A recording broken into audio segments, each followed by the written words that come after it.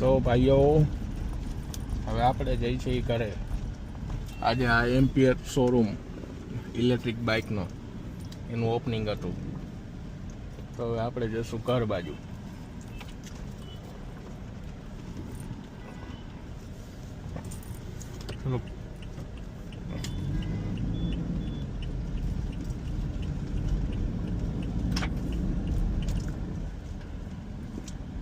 વરસાદ ઓછો થયો અને રોડ ખરાબ જાજા થયા.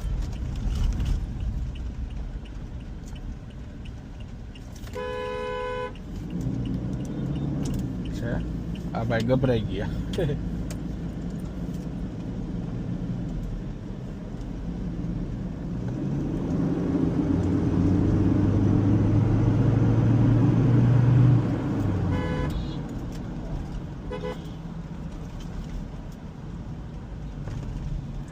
આ ફોર્ચ્યુનરનો પાવર એટલે કેવો પડે, અને એનો અવાજ જે આવે કે ભાઈ સિંહ ગર્જના કરતો હોય ને એવું લાગે તમને.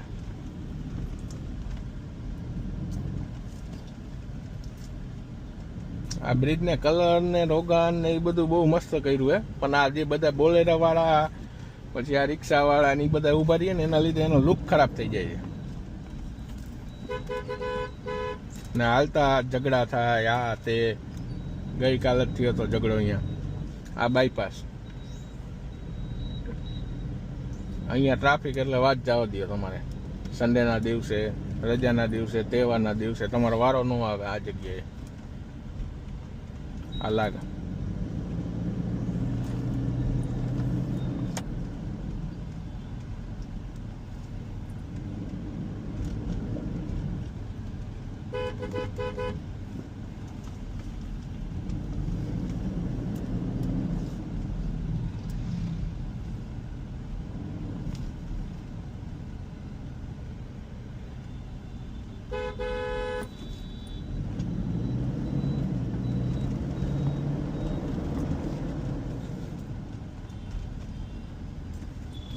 જો છે. અમારે મોરબીમાં થોડુંક ટ્રાફિકનું સેન્સ ઓછું, પણ માણસો બહુ સારા. પણ સેન્સ વગરના માણસો નકામા એવું કે ને એવું છે બધું.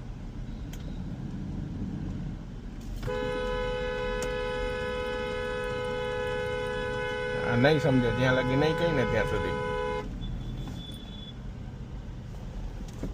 કરે ને. આ છે આપણું ઝંડા સર્કલ, તિરંગા સર્કલ નામ છે. જૂનું નામ છે એનું ઉમિયા સર્કલ. ત્યાં લખેલું છે ઉમિયા સર્કલ, પણ તિરંગો જે દીથી લાગ્યો ત્યારથી મોરબી વાળા બધા ઝંડા સર્કલથી ઓળખે, તિરંગા સર્કલથી. એનું નામ તિરંગા સર્કલ હોવું જોઈએ.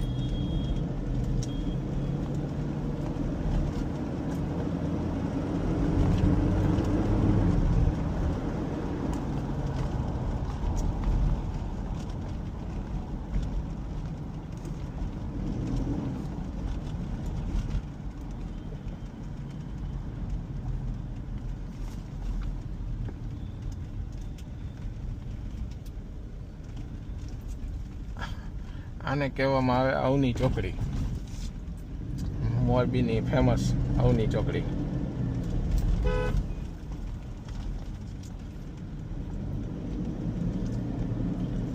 આનો ફોર્ચ્યુનરનો પાવર અત્યારે આટલો છે નોર્મલ મોડમાં.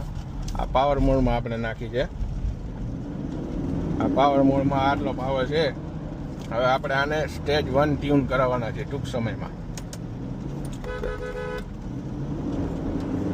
આ પાવર મોડ એનો.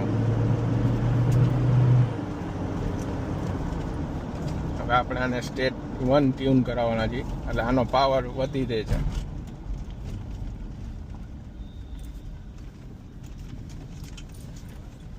આ સ્વાગત ચોકડી જે મોરબીની નહીં પણ રવાપર રોડની આખા ફેમસ ચોકડી, આ કેપિટલ માર્કેટ.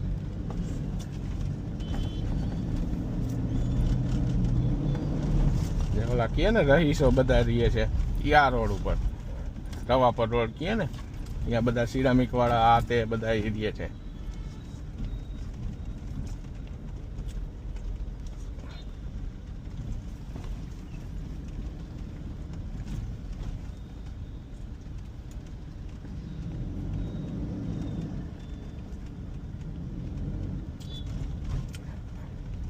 આવી ગયું હનુમાન દાદાનું મંદિર. જય શ્રી રામ. તો હવે આપણે નીકળ્યા છીએ બારે. થોડોક વરસાદ ચાલુ થયો હતો ધીમો ધીમો, તો કીધું ચક્કર મારી કેવું છે વાતાવરણ. હવે મગફળી વાળા ઊભા રહી ગયા છે, ગરમા ગરમ મગફળી. જેમ વરસાદ વધારે આવે એમ મોરબી વાળા વધારે બહાર નીકળે, કેમ કે બધાને વરસાદ જોવાનો બહુ શોખ. આપણે જાય જેમ કે આપણે જાય.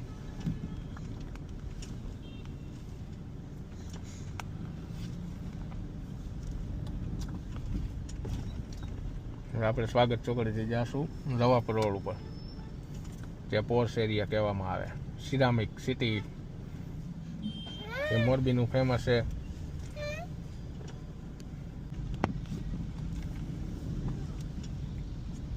અહીંયા ઇલેક્ટ્રિક આઇટમ, પાર્લર છે, પછી મોબાઈલ છે, એ બધાનું વધારે અહીંયા. શેરડીનો રસ જે 365 દિવસ મળે અને એક જ ક્વોલિટી. સારું કામ છે.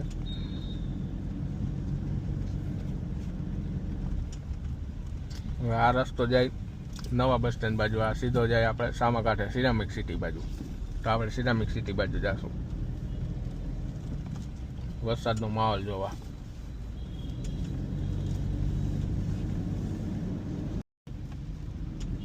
તો હવે આપણે જાય છીએ બાપા સીતારામ ચોકથી નવા બસ સ્ટેન્ડ બાજુ. ઓલી બાજુ કાંઈ બતાવવા જેવું હતું નહીં, એટલે એ બાજુ પાછા વળી ગયા. હવે આ બાજુ જાય છે કે નવા બસ સ્ટેન્ડે શું માહોલ છે. વરસાદ હવે ધીમો પડી ગયો છે, એટલો બધો છે નહીં. હવે આપણે છે એ બધું બંધ કરી દેવું. ધીમે ધીમે આપણી દેશી ભાષા ગુજરાતી કહે ને ગામડાની, એ ચાલુ કરવી છે. પણ હજી આજે આપણો પહેલો વ્લોગ છે, એટલે થોડુંક આપણે ચાપલું બોલી દેશી ભાષામાં કહીએ તો પછી ચાપલે વેસી બંધ કરી દેવી. હવે આવશે નવા બસ સ્ટેન્ડ.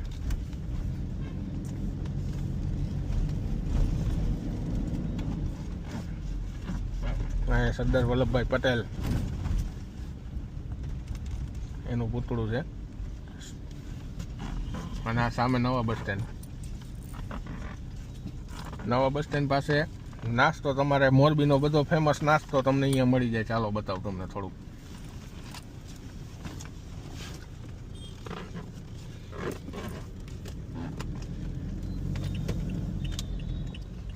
અહીં બધા ફેમસ નાસ્તો મળી જાય તમને, જેમ કે મોરબીના ભૂંગળા બટેકા, પફ, પૂરી શાક ગાંઠિયા, એ બધું અહીંયા તમને સવાર સુધી મળે. અને સારું એવું, એમ નહીં કે તમને મળે મોડી રાતે તો સારું ન હોય, એવું કાંઈ નહીં. સારી ક્વોલિટીનું. હવે આપણે અહીંથી યુટર્ન મારી.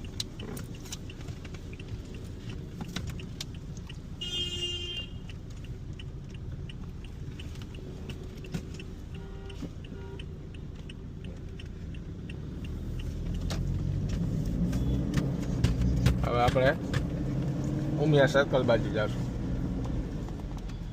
ઉમિયા સર્કલથી પાછા કરે.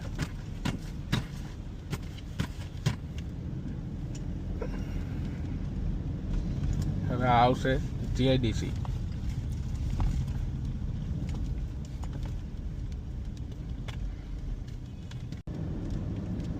તો આ છે જીઆઈડીસી. જીઆઈડીસીથી આગળ જાઓ એટલે અજંતા ઓર એવા જે કહે ને મોટું ગ્રુપ છે, કડિયાલ બનાવે, મોરબીમાં ફેમસ છે, એનો બંગલો આવે અહીંયા. આ છે, આ લાઇટ જે ચાલુ છે એનો બંગલો છે.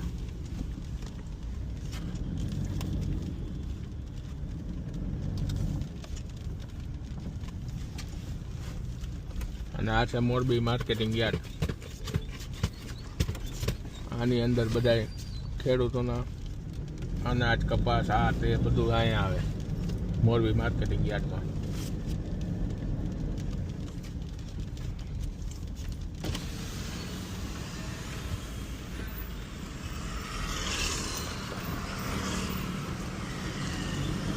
ચાલો મળીએ આપણે કાલે.